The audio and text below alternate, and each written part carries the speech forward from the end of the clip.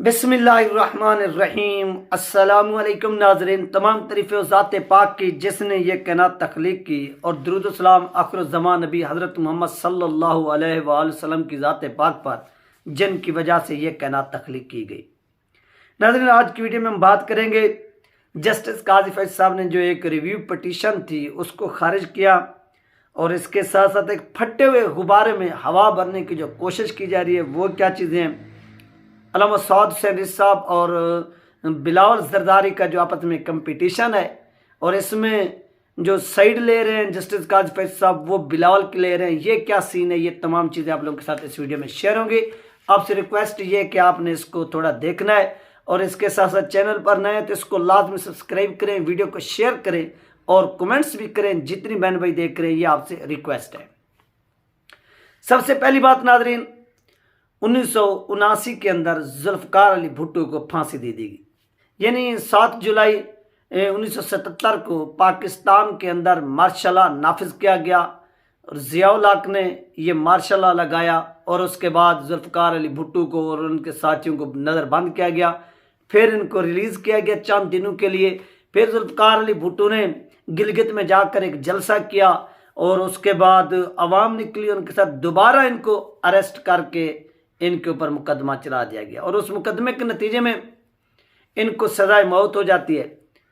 जुल्फ़िकार अली भुट्टो की अगर आप ओवरऑल हिस्ट्री देखें तो वो भी एक एस्टेब्लिशमेंट की पैदावार थे, यानी वो एस्टेब्लिशमेंट की पैदावार थे जिस तरह पाकिस्तान के अंदर और एस्टेब्लिशमेंट की पैदावार। लेकिन जब ये बागी होते हैं, उनसे बगावत करते हैं, तो फिर वो इनको पकड़ते हैं और पकड़ कर कुचल देते हैं। ये एक तारीख आती है। और इस तरह जुल्फ़िकार अली भुट्टो को क्या किया गया, जब उसने यानी बगावत की, जब वो यानी ये भी एक अमेरिका का ही प्लेयर थे जुल्फ़िकार अली भुट्टो भी। लेकिन जुल्फ़िकार अली भुट्टो उस चीज़ को समझ गए, पहचान गए कि अमेरिका किस तरह से जो है ना वो पाकिस्तान के अंदर या दुनिया के अंदर जो हुक्मरान बनते हैं उनको यूज़ किस तरह से करता है, उनसे अपने मफाद के लिए वो किस तरह से जो है ना वो काम कराता है। तो जुल्फ़िकार अली भुट्टो साहब को ये यानी एक हम अप्रिशिएट करते हैं, खराज तहसीन पेश करते हैं कि वो समझ गए अमेरिका को, और फिर उन्होंने कहा कि नहीं, इस तरह से नहीं, निज़ाम इस तरह से चलेगा। जब उसने उनके निज़ाम को छेड़ा, यानी उनका ये जो निज़ाम अब भी पाकिस्तान के अंदर नाफिज है, तो फिर उन्होंने कहा कि ये यहाँ पर ख़तरा बनता जा रहा है, तो फिर उन्होंने इसको ख़त्म, यानी जो उनसे बगावत करता है फिर उनके बगावत की सज़ा क्या है, वो मौत है। जिस तरह सद्दाम हुसैन को बगावत की सज़ा मिली, और इसके साथ साथ मोहम्मद कज़ाफ़ी साहब को मिली, और जुल्फ़िकार अली भुट्टो को मिली, शाह फैसल को मिली। यानी ये ओवरऑल देखा जाए तो ये प्लेयर्स उन्हीं के थे, लेकिन ये चीज़ वो समझ गए, इनको अल्लाह पाक ने इतनी जहानत दी, ये बात वो समझ गए कि यार ये हमें इस्तेमाल करते हैं और हमारे मुल्कों को इस्तेमाल करते हैं, हमारी पब्लिक को, हमारे पूरे के पूरे सिस्टम को, लिहाजा इनके खिलाफ जो है ना वो हमने स्टैंड। जब उन्होंने ये चीज़ की तो वो चीज़ फिर उनको भुगतना भी पड़ी, और वो तीनों चारों लीडरान इबरत का निशान बने, वो आपकी आंखों के सामने। तो आज नाज़रीन ये रिव्यू पटिशन थी 2010 के अंदर। क्या किया गया कि एक review petition supreme court of Pakistan में दायर की गई, फिर वो पड़ी रही, और आज जब जस्टिस काजी फैज़ साहब सुप्रीम कोर्ट ऑफ पाकिस्तान के जज हैं, तो इन्होंने क्या किया कि इसके ऊपर डिसीजन दिया और इसको खारिज। उन्होंने कहा कि वाकई इसमें कानूनी कम था, और ये कानूनी कार्रवाई जो थी वो पूरी नहीं की गई। तो बिलावल को भी वहाँ पर बुलाया गया कि आप भी आ जाएं, और वो भी वहाँ पर पहुँच गए, और वो भी अपनी आंखों से आंसू बहा रहे थे। यानी पाकिस्तानी अवाम को एक डोगडुगी बजाने वाले, बेवकूफ़ बनाने वाले बहुत से लीडर हैं, जिसमें अब जो लीडर सामने है वो बिलावल भुट्टो भी है। यानी ये वहाँ पर रो रहा था। 1979 में जुल्फ़िकार अली भुट्टो को फांसी हो गई, फिर ये उसकी फांसी के 10 साल बाद 1987 के अंदर बेनज़ीर की शादी होती है। 1987 के अंदर सुनने आप हिस्ट्री भी, 87 में शादी होती है, उसकी वफ़ात के यानी 10-9 साल बाद फिर ये शख्स जाकर पैदा होता है। फिर इसको पाकिस्तान की ना कोई हवा लगती है ना कुछ, ये फॉरेन कंट्री में पढ़ता है, और पढ़कर वहाँ से तालीम हासिल करके वहाँ पर इसकी जहन साजी की जाती है। जिस तरह नाज़रीन आप देखते थे कि वासराय हिंद, लॉर्ड माउंट बैटन और इस तरह और भी बलाएँ थी, जो जब ये मुत्तहिदा हिंदुस्तान था वो आते थे और आकर यहाँ पर एक यानी गवर्नरी का इस तरह का यानी हुक्मरान बनकर यहाँ पर वो नाफिज होते थे। इसी तरह पाकिस्तान के जो लीडर हैं ये भी वहाँ पर जाते हैं, यानी पैदा भी वहाँ पर होते हैं, तालीम भी वहाँ से हासिल करते हैं, इनकी पूरी पूरी तैयारी कराई जाती है और तैयारी करा कर इनको दोबारा पाकिस्तान में भेजा जाता है, फिर इनको पाकिस्तान का हुक्मरान बनाया जाए। तो बिलावल भी वहाँ के, इसने कोई इस तरह का मुश्किल वक्त नहीं देखा कि ये रोए अपने नाना की वफात पर। याद रखिए कि रोता हमेशा वो शख्स है जो अपनी आंखों से गम को देखे, तकालीफ को देखे, मरे हुए नाने को देखे तो उसकी आंखों में, ये बंदा उनकी वफात के 20 साल बाद पैदा हो रहा है और इसके साथ साथ बैरून मुल्क ये अयाशी करता रहा, बदमाशी करता रहा, पढ़ छाड़ कर ये इधर नाफिज होने के लिए पाकिस्तानी कौम के ऊपर आ गया।